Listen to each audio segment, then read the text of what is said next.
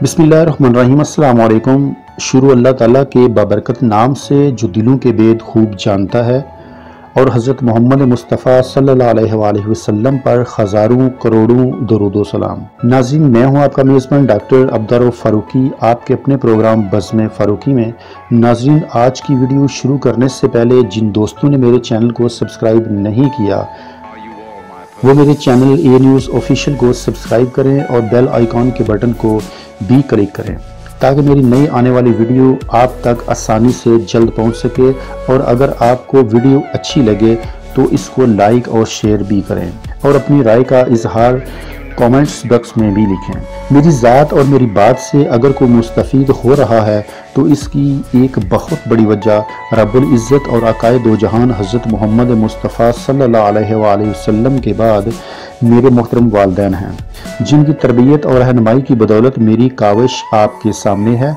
ये मेरे वालिदैन की मोहब्बत और शफ़क़त का नतीजा है। अल्लाह ताला मेरी वालदा को जन्नतुल बकी में आला मकाम और मेरे वालिद मुहतरम को उम्र जमील अता फरमाएँ और इनका साया हमारे सरों पर सलामत रखे ताकि रहमतें और बरकतें हम पर नाज़िल होती रहें। आमीन। इसके साथ साथ मैं अपने असातिज़ा इकराम और दोस्तों का भी दिली तौर पर शुक्रगुज़ार हूँ, जिनका साथ मेरी हिम्मत और लगन में इजाफे का सबब है। हाफिज़ शमसुद्दीन गलियानवी रहमतुल्लाह अलैहि कशफुल कबूल के माहिर थे। अल्लाह ताला ने इन्हें कशफुल कबूल के इल्म की दौलत से मालामाल किया हुआ था। जहाँ से गुजरते इल्म कशफुल कबूल के ज़रिए मज़ारात की निशानदेही कर देते। अगर कोई इनकी बात को तस्लीम ना करता तो उसे फ़ौरन कब्रिस्तान ले जाते और उसके बाप दादा की कब्र साहिब कब्र का हाल और इनके चंद अच्छे बुरे कारनामे बयान कर देते। हाफिज़ शमसुद्दीन ने बरसगीर के बेशतर लंबे मज़ारात की निशानदेही की और अपने इल्म के ज़रिए इनका सिलसिला नसब मालूम करके अपने कलमे नुस्ख़ा अनवारुल शम्स में दर्ज किया। वो साल पैदल सफ़र करके इन मज़ारात पर हाज़री देते रहे। 100 साल कबल गिने दरख्तों में जंगल बेयाबानों में वो इन मज़ारात पर कई रोज़ क़याम करते।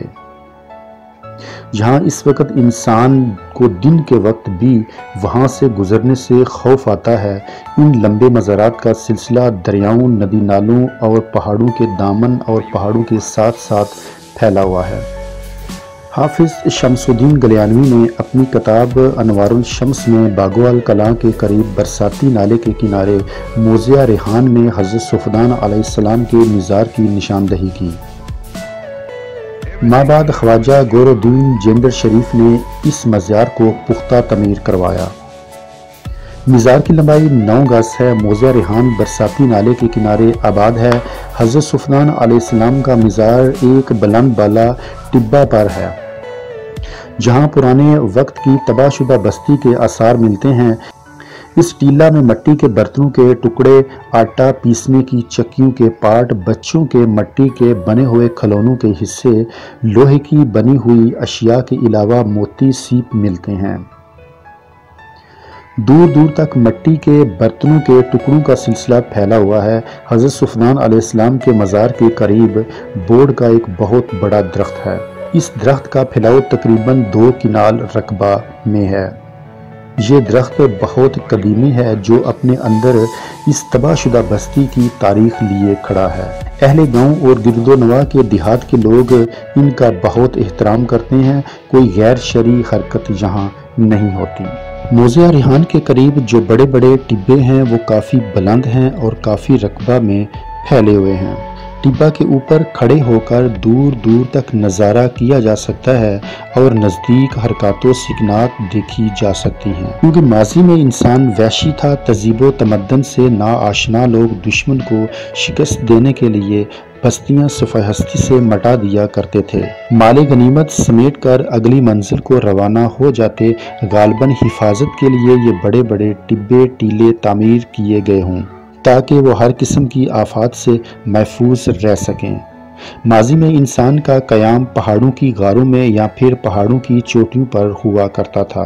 कई हज़ार साल पहले ये बहुत बड़ी आबादियाँ थीं। मौज़े रेहान के करीबो जवार में कई बुलंद बाला टिब्बे और टीले हैं और 9 गज लंबी कब्रें भी मौजूद हैं। یہاں فوجی جوانوں مشقوں کے دوران جب مورچے کھودتے تو زمین سے پرانی اشیاء ملتی۔ قاسم وزیر کے ٹبے کے بارے میں ایک بات مشہور ہے جو حاجی غلام محی الدین فاروقی کے بزرگ میاں فضل عظیم فاروقی جو درویش ولی اللہ ہو گزرے ہیں، جن کا مزار سابوال روڈ پر ہے، نے بیان کی کہ ان کے ایک ملنے والے نے قاسم وزیر ٹبہ پر مزار پر حاضری دی۔ گھر کی طرف روانہ ہوا کہ ٹبہ کے قریب زوردار بارش ہوئی۔ اس بارش میں اسے مٹی کے برتنوں کے چمکدار ٹکڑے ملے جو اس نے اکٹھے کر کے کپڑے میں باندھ لیے۔ گھر آ کر جب ان ٹکڑوں کو گرم پانی سے صاف کیا تو اسے سونے کے ٹکڑے تھے۔ قاسم وزیر کے ٹبے کے بارے میں یہ بات بھی مشہور ہے کہ فوجی مشقوں کے دوران اس مقام پر جہاں جھنڈا نصب کیا گیا ہے، مورچہ کھودنے لگے تو گینتھی نے کام کرنا چھوڑ دیا۔ جب بار بار کوشش کی گئی تو وہ جوان بے ہوش ہو کر گر پڑا۔ جب دوسرے جوان نے کوشش کی وہ بھی بے ہوش ہو کر زمین پر گر پڑا اور اس مقام پر جھنڈا نصب کر دیا۔ اب ہر سال جہاں نیا جھنڈا نصب کیا جاتا ہے۔ گزشتہ دنوں موضع ریحان کے اہل گاؤں اور نوجوانوں پر مشتمل ایک ٹیم دن رات محنت کر کے تاحال اس کی تعمیر کا سلسلہ جاری رکھا۔ عن قریب یہاں مسجد کے علاوہ غسل خانے تعمیر کیے گئے۔ اب یہ مزار تعمیر ہے اور میلوں دور اس کی عظمت اور شان و شوکت دکھائی دیتی ہے۔ اس نیک ہستی کی وجہ سے موضع ریحان میں اخوت محبت کے رشتے پیدا ہو گئے ہیں، پرانی رنجشیں عداوتیں ختم ہو گئی ہیں۔ ریحان کی تمام برادریوں نے مزار کی تعمیر میں پوری عقیدت سے حصہ لیا۔ روزہ مبارک پر ہر سال گردنواں کے دیہات کے لوگ عقیدت مند حاضری دیتے ہیں۔ اس موقع پر کوئی غیر شرعی حرکت نہیں ہوتی۔ صفدان علیہ السلام کے مزار کے مغرب جانب ایک برآمدہ تعمیر کیا گیا ہے اور ساتھ بہت خوبصورت باغ بھی لگایا گیا ہے۔ ہاڑ کی دوسری جمعرات کو ہر سال میلہ بھی لگایا جاتا ہے۔ اس میلے میں لنگر اسی برآمدے میں پکایا جاتا ہے۔ برآمدے کے ساتھ مسافروں کے لیے 2 کمرے بھی تعمیر کیے گئے ہیں تاکہ دور سے آنے والے عقیدت مند آرام کر سکیں۔ حضرت صفدان علیہ السلام کے مزار کے ساتھ ایک بہت ہی خوبصورت مسجد بھی تعمیر کی گئی ہے جہاں 5 وقت کی اذان بھی دی جاتی ہے۔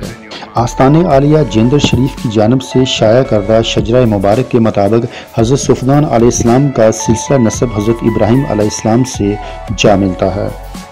اس کی تفصیل یوں ہے: حضرت صفدان علیہ السلام بن مرادی بن لاوی بن حضرت یعقوب علیہ السلام بن حضرت اسحاق علیہ السلام بن حضرت ابراہیم علیہ السلام۔